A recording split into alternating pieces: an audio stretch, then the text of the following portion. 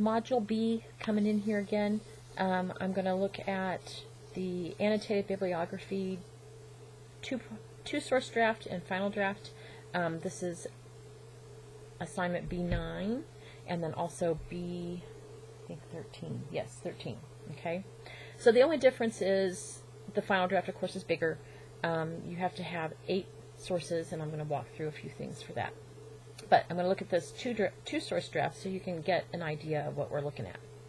So your annotated bibliography is a list of all your research that you've been doing, and it has the formal citation, it has an academic summary, and then it has an evaluation paragraph which you also explain, okay, this is a great source for X, okay, this is going to help me here, there, and yonder, okay, this is why I might use it. And so this annotated bibliography is going to be varied and random in some ways, but also very specific. I want you to have a range of sources, and so we're going to do 2 by 2 by 2 by 2. And so there are 4 different types of sources. If you're not familiar with the differences with this, there's a section in B3 that gives you kind of an overview of that. Okay, so you're going to choose, for this first one, you're going to choose 2 of your sources and complete the citation in 2 paragraphs for each source. Okay, you're also going to alphabetize your sources. Not such a hard thing when you only have 2, but when you have 8, it gets a little bit interesting. Okay, so you need to include sources from 2 different categories so that you can practice your citations and writing about a couple different types of sources. So one is the peer-reviewed scholarly journal articles. Find those through the library, and you've already looked at you've already looked at all the pieces for that. So get on board. Books or ebooks or what we call gray literature, still written by experts, but a little less technical maybe. Trade publications, things that are for people in that field, by people in that field, and then popular sources, things that are out there for everybody, but they happen to fit your field. Okay. The B3 folder, again, has all those kind of broken down for you. You have a lot of information in your research log, so use it. Okay. By the time we get to the this particular draft, you should already have at least 3 sources in there, probably 6 at that point, depending upon, you know, if you run ahead or behind. So use that. Use the stuff from your research log, especially the citation and things like that, because I will hopefully have looked at them already and said, hey, fix this way. Or, yay, you got this figured out. Once you've done the steps that we're going to talk about, submit the draft to the folder by the due date. I will look at these and give you as much feedback as I can, and then you'll use that feedback to add to this for the final draft. Okay? So, create the following for both sources. Okay, there's 5 steps here. 1, create a correct APA reference page citation. So this is where you have the author's last names and the date and the titles and all that. And I know APA is picky, but that's how the world works. So you'll have to have fun with that. Treat it like a puzzle, and it won't be quite as onerous. Then you're going to write a 1-paragraph academic summary of the source, around 200 words. The summary should begin with a sentence that includes the last name of each author, the in-text citation with the date, and then the genre of the selection, the thesis and main ideas, and then I've given you some sample phrasing. You don't have to use these, but if this is the first time or it's been a while since you've had to write an academic summary, this will be helpful. It'll also be helpful when we get to the rhetorical analysis. So, introduce each major supporting detail in order to support the main idea of your topic sentence. Do not include every detail in the source. Only use the most important points that help support your topic sentence and are relevant to your project. So here's a list of some things. Do not use the phrase talks about to introduce ideas unless you have an audio or video source of the speaker is literally talking. They examine, they propose, they opine. Books don't talk to you, okay? But anyway, in a summary, you never put your opinion, okay? Keep the same order of points as the original, keep the same density, but this is not the time to editorialize, okay? You get to do that in the second paragraph. Remain objective, only report the information as it is presented, use your own words, use your own wording, paraphrasing, summarizing. There's a video or two up there for that. Don't plagiarize, don't plagiarize, don't plagiarize, okay? The summary must have 1 or 2 incorporated quotes with correct APA in-text citations. So at least 1 quote from the source, but used in the correct way.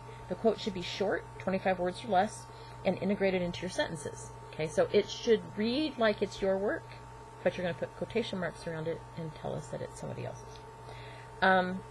Use only third person for this paragraph. Okay, most of APA is third person. Some of us find it difficult to write in this particular pattern, but it's worth practicing, it's worth learning. Make sure that you're following along correctly, okay? The third thing, okay, so you have your citation, your summary, and now your evaluation paragraph. Explain why the source is reliable or credible and how you plan to use the source. About 150 words, okay? So there are 2 sets of questions here that'll help you get to is it credible or not, and how are you going to use things. You don't have to answer all of them, okay? Look and see what is relevant to your particular topic, and then use those.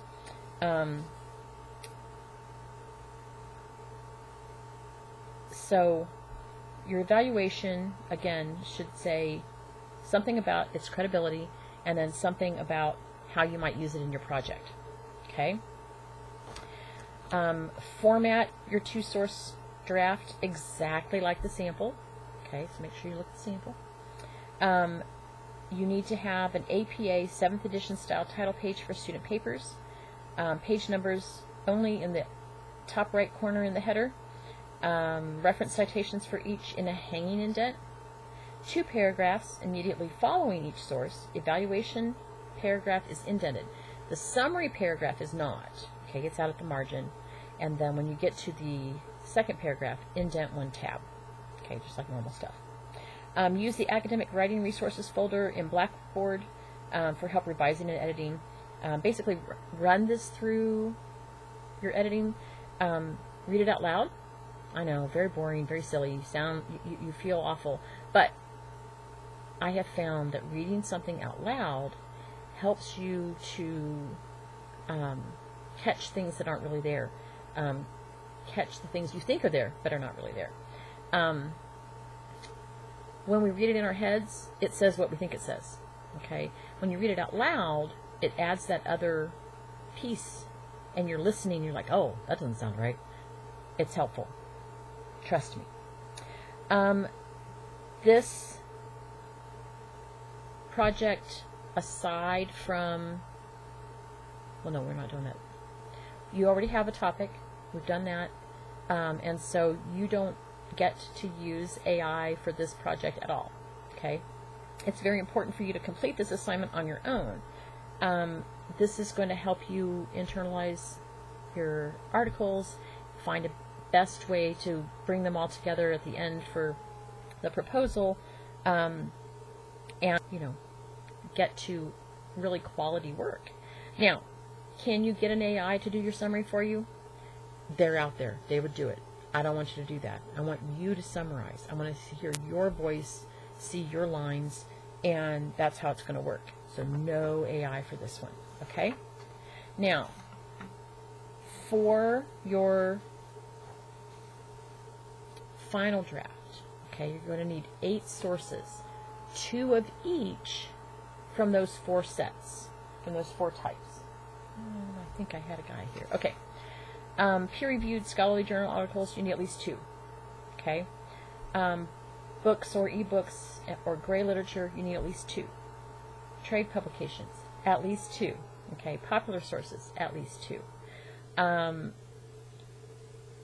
want you to have a balance and an array of sources so that you can see different perspectives on this problem. Now, for the actual proposal and all that, you may need to have a few more of something. Okay, make sure any source you have on your annotated bibliography is in your research journal, and the same for later on. Okay, every time you look at a different source or you use a different source, you need to make sure that that's in your research log. Okay, so keep that in mind. Now, the annotated bibliography is fiddly, is a good word for it. And so a lot of the time students will have good content, but their format is really bad. Or they'll have excellent format, not so much content. I would rather you have good content, and we'll work on the formatting. APA is not hard, but like I said, it is fiddly. It has specific requirements. And probably the hardest one for a lot of us is the objective tone and using third person. And so we're going to work on that. We'll practice. Okay. If you have questions about any part of this, always email me, let me know. I'd be more than happy to try to hash things out and make sure that you understand what you're doing. You can also take papers and things to the library for tutoring or through the Jaguar writing portal. They do have a 48-hour turnaround, though, so don't submit it there and then tell me you're going to be late because you didn't turn it in on time. You didn't get it to the portal on time. You have lots of wiggle room in here, so make sure that you're keeping up with the assignments and that you're following directions. Okay. Let me know if you have questions. You have my email. You know where to find me. Bye.